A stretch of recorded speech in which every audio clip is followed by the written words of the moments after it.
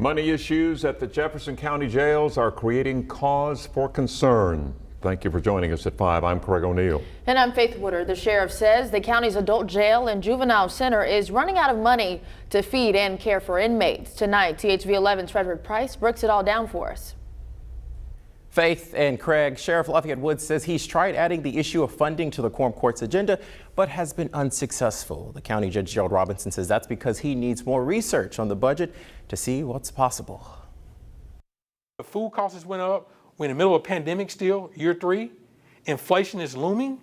Sheriff Lafayette Woods tells me funding issues at the county jail aren't anything new. As a result of the budget that was passed, that was inadequate, not sufficient at all. He says last year the quorum court decided to slash the operating budget for the juvenile jail. The proposed budget for my juvenile center was reduced by $328,000. And that reduction is creating concern about how he can provide for inmates in an already crowded facility. The more people you house, the more costs are going to be associated with keeping those people, the more food you're going to feed.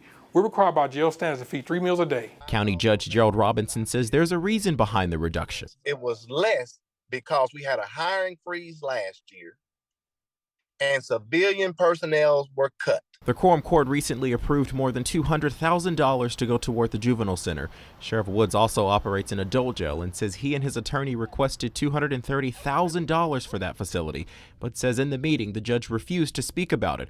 Robinson tells THV 11 because it was not on the agenda. That item could have been discussed between the sheriff and myself, or myself and finance. Robinson says the quorum court will make sure the sheriff gets the funding. We want to make sure that before we add additional monies, that we can find the monies within.